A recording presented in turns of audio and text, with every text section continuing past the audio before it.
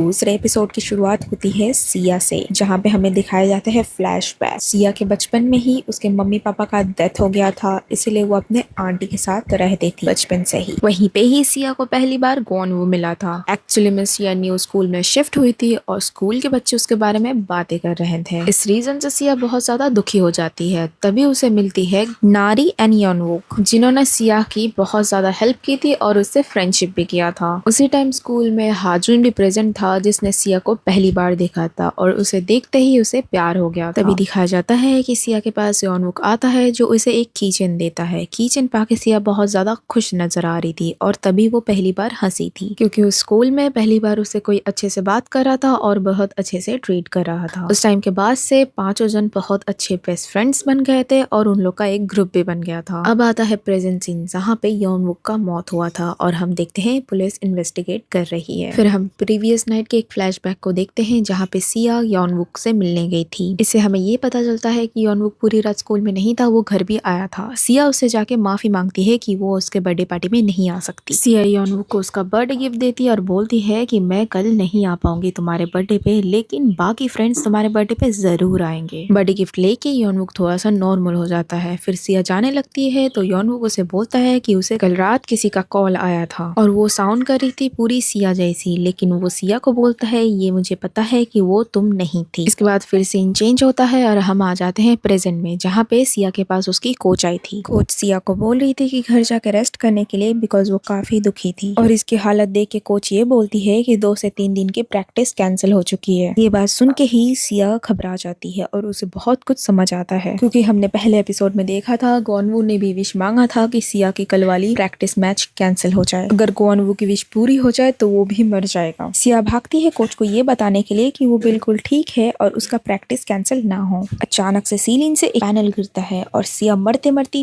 बाल बाल बची है। और इस बात से सिया को पता चल चुका है, अगर विश को चेंज करने या रोकने की कोशिश की तो कुछ भी हो सकता है। ये जो कर्स है बहुत ही ज्यादा डेंजरस है। ये सब समझ के सिया भाग के जाती है अपने दोस्तों के पास, जहाँ पे गॉनवू बैठा था। सिया गॉनवू को बताती है कि मेरी प्रैक्टिस कैंसिल हो चुकी है और तुम्हारी विश पूरी हो चुकी है, क्या तुम्हें वो नोटिफिकेशन आया है? फिर गॉनवू सिया को बोलता है हाँ, उसे वही गिरिगो ऐप के नोटिफिकेशन आया था जिसमें लिखा हुआ था आपकी विश कंप्लीट हो चुकी है, और उस ऐप पे फिर से वही 24 घंटे वाला टाइमर शुरू हो चुका है। और जब सिया ये सब गॉनवू को बता रही होती है, तभी नारी पीछे से भाग के आती है और नारी भी ये सब चीज सुन लेती है। अब हम लोग देखते हैं चारों दोस्त कॉरिडोर पे बैठ के कुछ डिस्कशन कर रहे हैं। चलो, अभी सिया बहुत ही ज्यादा डर चुकी थी इस गिरिगो ऐप के चक्कर में, और वो सबको यही समझा रही थी कि जो योनवुक था वो भी इसी ऐप का शिकार हुआ है और आगे गॉनवुक के साथ भी बहुत ही कुछ होने वाला है। लेकिन सिया की इस बात पे कोई भी बिलीव नहीं करता। सिया सबको यही समझा रही थी कि जैसे टाइमर खत्म होने के बाद योनवुक अपना गला चीर लेता है, वैसे ही कुछ गॉनवुक भी करने वाला है। ये पूरी डिस्कशन में नारी सबसे ज्यादा भड़क जाती है और वो सिया पे बहुत ही ज्यादा चिल्लाने लगती है। फिर गॉनवुक बीच में आके मैटर को सुलझाने की कोशिश करता है। यहाँ पे नारी बहुत ज्यादा इमोशनल हो जाती है और वो यही बोलती है कि बचपन में उसने अपने मम्मी पापा को खोया है, अब वो नहीं चाहती है किसी भी अपने को खोना। इस सब के बीच में हाजुन उस टाइमर को स्टॉप करने की कोशिश करता है, ऐप को डिलीट करके या फोन को फैक्ट्री रीसेट करके, पर कुछ भी काम में नहीं आता। फिर वो सोल्यूशन दे के ये बोलता है अगर वो उस ऐप का कोड को चेक कर पाता है तो उस ऐप को रिवर्स कर सकता है। इन शॉर्ट, वो टाइमर को रिवर्स करने का सोच रहा था और इस काम को अंजाम देने के लिए उसे अपना लैपटॉप चाहिए था। अब सिया जो होती है वो सबको बोलती है कि वो लोग उसके घर पे जाके ये मैटर को सॉल्व करे, क्योंकि उसके आंटी भी घर पे नहीं थी। फिर सिया और गॉनवू अपने घर चल जाते हैं। गॉनवू ने सिया को उसके अपार्टमेंट में ड्रॉप किया और वो फिर अपने अपार्टमेंट में चल जाता है और आराम करता है। तभी उसे सिया का कॉल आता है। वो रिसीव करता है कॉल और सिया और नारी गॉनवू के बारे में बहुत ही गलत गलत बात बोल रहे थे, लेकिन ये बात गॉनवू को पता थी कि उसने जस्ट नाउ सिया को ड्रॉप किया था और ये कॉल में सिया नहीं थी। वो जल्दी से भाग के सिया के अपार्टमेंट में जाता है उसे ये सबूत दिखाने के लिए, और वो जाके देखता है कि सिया के हाथ में फोन नहीं है, वो कुछ और काम करिए, पर तभी वो सुनाने जाता है लेकिन कॉल कट हो जाता है। गॉनवू बहुत परेशान हो जाता है। वो अपना और सिया का फोन जल्दी से लेके ड्रॉअर के अंदर रख देता है और बोलता है कोई हमें सुन रहा है, हमारा फोन हैक हो चुका है। सिया फिर गॉनवू को बताती है कि योंगवुक को भी ऐसा ही सेम कॉल आया था जहाँ पे उसके बारे में हम लोग बुरी बुरी बातें कर रहे थे। एनीवेज, अब सिया के घर पे हाजुन और नारी भी आ गए थे। हाजुन गॉनवू का फोन लेके कोड चेक करने की कोशिश करता है और उस ऐप के कोड्स बहुत ही ज्यादा सिंपल था, तो इसीलिए हाजुन ने उसका सोल्यूशन बहुत जल्दी निकाल लिया था। उसने उस गिरिगो ऐप को रिवर्स कर दिया था और गॉनवू का फोन भी रिबूट होता है, लेकिन ये चीज काम नहीं करती है और टाइमर नहीं रुकता है और ऐप भी डिलीट नहीं होता है। तभी अचानक से गॉनवू के आंख में कुछ होने लगता है, जैसे तेज जलन, और ये चीज नारी नोटिस करती है और सबको बताती है कि गॉनवू तुम्हारे आंख में क्या हुआ। गॉनवू अपने आइस को बहुत जोर जोर से मसल रहा था यानी रब कर रहा था। सिया बीच में जाती है उसे संभालने के लिए, लेकिन गॉनवू उसे धक्का दे देता है। वहाँ पे ऐसा लग रहा था कि गॉनवू अपने वश में नहीं है और वो किसी और के वश में है। फिर हम देखते हैं कि गॉनवू का आइस पूरा रेड हो गया था और वो किसी चीज के ऊपर उंगली कर रहा था, यानी किसी चीज को दूर रहने बोल रहा था जो हम लोग नहीं देख पा रहे थे। और तभी जो मंजर हुआ वो देख के सब शॉक हो गए, क्योंकि गॉनवू को कोई और कंट्रोल कर रहा था। उसका हाथ मुड़ते मुड़ते पीछे की तरफ जा रहा था और उसके आइस को जाके हर्ट कर देता है। वहाँ पे ऐसा लग रहा था कि बस गॉनवू ही उस शक्ति को देख पा रहा था जो इनविजिबल था। अचानक से गॉनवू किसी के वश में आ जाता है। वो उल्टी सीधी हरकत करता है और वो हाजुन को देख के बोलता है, अब तुम्हारी वजह से सब मरेंगे, तुम्हें इस काम के बीच में नहीं आना चाहिए था। फिर हम देखते हैं गॉनवू का फोन ऑन होता है। वो टाइमर अभी भी चल रहा था, वो रुका नहीं था। गॉनवू के अंदर जो आत्मा घुस गई थी वो हाजुन को उठाता है उसके कॉलर पकड़ के, और वो उसे इतना चोक करता है कि वो लगभग खत्म होने के तगार पे था। सिया बीच में बचाने की बहुत कोशिश कर रही थी, लेकिन वो उसे धक्का दे रहा था।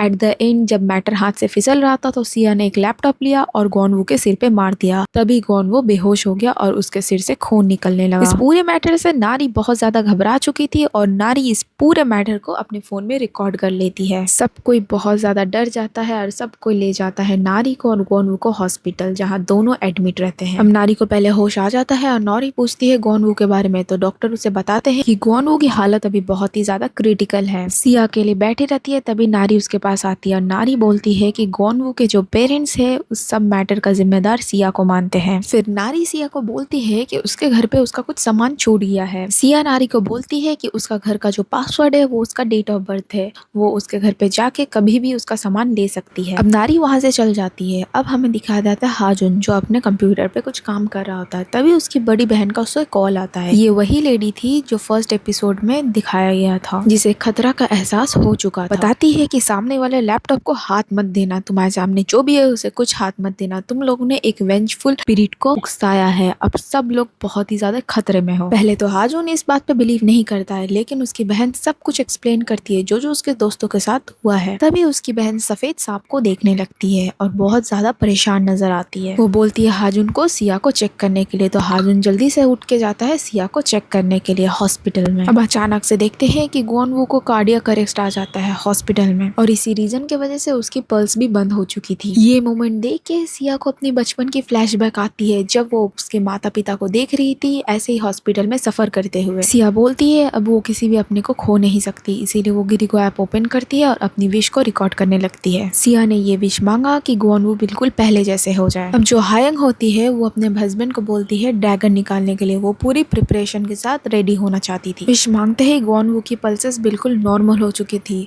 और वो बिल्कुल सही हो चुका था। भागते भागते हाजुन भी सिया के पास पहुंच चुका था, लेकिन तब तक बहुत देर हो चुकी थी बिकॉज सिया ने तो विश ऑलरेडी मांग चुकी है। सिया हाजुन को बोलती है जब यॉनवुक जिंदा था तो वो किसी इनविजिबल थिंग को पॉइंट आउट कर रहा था क्लासरूम के पीछे, और गॉनवू भी आज वही कर रहा था, तो मुझे भी विश मांग के उस इनविजिबल चीज को देखना है, और तभी हम सबको पता चलेगा कि ये सब चीज कौन कर रहा है और किस लिए कर रहा है। अब हम देखते हैं नारी को जो सिया के घर में होती है और वो गॉनवू का फोन चेक कर रही थी। नारी अपने फोन से गॉनवू का फोन कंपेयर कर रही थी। यहाँ पे दोनों फोन में टाइमर चल रहा था, इसका मतलब नारी ने भी कोई विश मांगा था।